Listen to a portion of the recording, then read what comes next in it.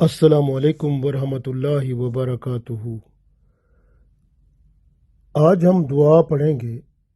یہ دعا بخاری شریف میں موجود ہے اور حضرت علی رضی اللہ تعالی عنہ سے منقول ہے، اور رسول اللہ صلی اللہ علیہ وسلم نے حضرت علی رضی اللہ تعالی عنہ کا ہاتھ مبارک پکڑا، ارشاد فرمایا، کیا میں تجھے ایسے کلمات نہ سکھا دوں کہ اگر آپ ان کو پڑھیں تو گناہ اگر چیونٹیوں کی گزرگاہ کی طرح بھی ہوں تو اللہ تعالیٰ وہ سب گناہ معاف فرما دے گا۔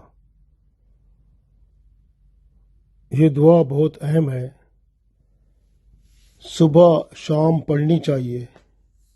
اللہ تعالیٰ کی رحمت سے انشاءاللہ ہمارے گناہ معاف ہوں گے۔ دعا پڑھتے ہیں۔ اعوذ باللہ من الشیطان الرجیم، بسم اللہ الرحمن الرحیم۔ اللہم لا الہ الا انت سبحانک عملت السوء وظلمت نفسی فاغفر لی فإنه لا يغفر الذنوب إلا أنت۔ اللهم لا إله إلا أنت سبحانك عملت السوء وظلمت نفسي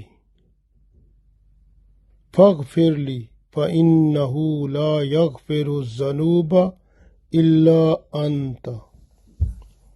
اللہم، اے اللہ، لا الہ الا انت، تیرے سوا کوئی عبادت کے لائق نہیں، سبحانہ کا، تو پاک ہے، عملت السوء، عمل تو میں نے عمل کیے، سو برے، میں برے عمل کر چکا ہوں، وظلمت اور میں ظلم کر چکا ہوں، نفسی اپنے نفس پر، اور اپنے نفس پر ظلم کر چکا ہوں، فاغفر لی، پس تو مجھے بخش دے، فإنہ، پس بے شک،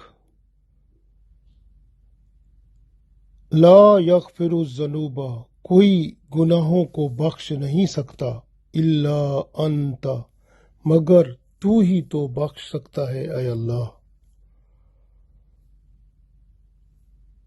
اللہم لا الہ الا انت سبحانک عملت سوء وظلمت نفسی فاغفر لی فإنہ لا یغفر الذنوب الا انت۔